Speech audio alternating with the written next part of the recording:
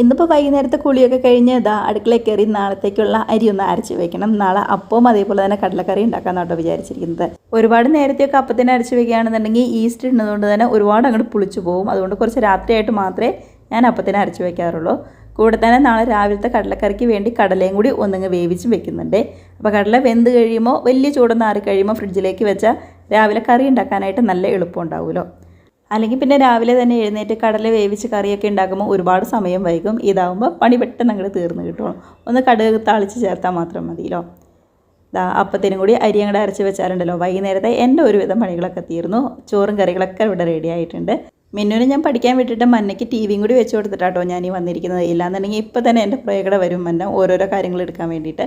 പിന്നെ എന്നെക്കൊണ്ട് അടുക്കളയിൽ ഒരു പണിയും ചെയ്യിക്കില്ല. എൻ്റെ പുറകെ വാലായിട്ട് ഇങ്ങനെ നടക്കും. അപ്പോൾ ടി വി അവിടെ വെച്ച് കൊടുത്തുകൊണ്ട് കുറച്ച് നേരം വന്നിരുന്ന എൻ്റെ പണികളും നടക്കും. ആളവിടെ നിന്ന് കുറച്ച് നേരം കാർട്ടൂണും കണ്ടോളും. പുറത്താണെന്നുണ്ടെങ്കിൽ മഴ ഇങ്ങനെ ചാറ്റൽ മഴ പോലെ പെയ്തുകൊണ്ടിരിക്കുക കേട്ടോ. വലിയ മഴയൊന്നുമില്ല.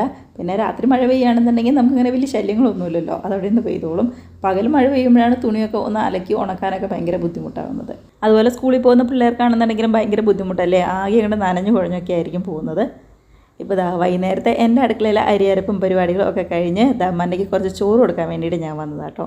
എന്നും ഇവിടെ രാത്രി ചോറൊന്നുമല്ല, ഇടയ്ക്കൊക്കെ ചപ്പാത്തി ഉണ്ടാവും. ചപ്പാത്തിക്ക് പറ്റിയ കറി ഉണ്ടെങ്കിൽ മാത്രം കേട്ടോ ഇവിടെ എല്ലാവർക്കും ചപ്പാത്തി ഇഷ്ടമുള്ളൂ. ചപ്പാത്തി ആണെന്നുണ്ടെങ്കിൽ ചെറിയ ചെറിയ പീസായിട്ട് മന്നയ്ക്ക് അങ്ങോട്ട് പ്ലേറ്റിൽ കൊടുത്തു കഴിഞ്ഞാൽ അതിക്കടെ നടന്നൊക്കെ മന്ന കഴിച്ചോളും. പക്ഷേ ചോറ് അങ്ങനെ കൊടുത്തു കഴിഞ്ഞാൽ എൻ്റെ ഹോളിക്കട മുഴുവൻ നിരത്തിയിടും. ഒരു പണിക്ക് എനിക്ക് ഇരട്ടിപ്പണിയാവും. അതുകൊണ്ട് ചോറൊക്കെ കഴിയുന്നത് ഞാൻ വാരി കൊടുക്കുക പതിവ്. ഇല്ലാന്നുണ്ടെങ്കിൽ മിന്നുവിൻ്റെ കൂടെ ടേബിളിൽ ഇരുന്ന് കുറച്ച് നേരമൊക്കെ ഒന്ന് കഴിച്ചാൽ മാത്രമേ ഉള്ളൂ. മന്നയ്ക്ക് ചോറൊക്കെ കൊടുത്തു കഴിഞ്ഞപ്പോൾ ഹോള് മുഴുവൻ നിരത്തിയിട്ടേക്കായിരുന്നു. മുഴുവൻ കളിപ്പാട്ടങ്ങളും അതിക്കടെയൊക്കെ നിരത്തിയിട്ടേക്കാട്ടോ. ഇനി ഓരോരോ സൈഡിൽ നിന്ന് ഞാനിതൊക്കെ പോയി ഒന്ന് പറക്കിയെടുത്തുകൊണ്ട് വന്ന് അടുക്കി വെക്കണം. എവിടെ നിന്നൊക്കെയാണ് ഈ കളിപ്പാട്ടങ്ങൾ പറക്കിയെടുത്തുകൊണ്ട് വന്നതെന്ന് എനിക്ക് പോലും അറിയില്ല. നിരത്തി പറിച്ചിടുന്ന മന്നയ്ക്ക് ഇതൊന്നും അറിയേണ്ട ആവശ്യമില്ലല്ലോ. ചിലത് സെറ്റിയുടെ അടിയിലുണ്ടാവും, ഇല്ലാന്നുണ്ടെങ്കിൽ ടി വി സ്റ്റാൻഡിൻ്റെ അടിയിലുണ്ടാവും, അല്ലെങ്കിൽ അലമാരിയുടെയോ നമ്മുടെ അടുക്കളയുടെ റാക്കിൻ്റെ അടിയിൽ വരെ ചിലപ്പോൾ കളിപ്പാട്ടങ്ങളൊക്കെ ഉണ്ടാവും.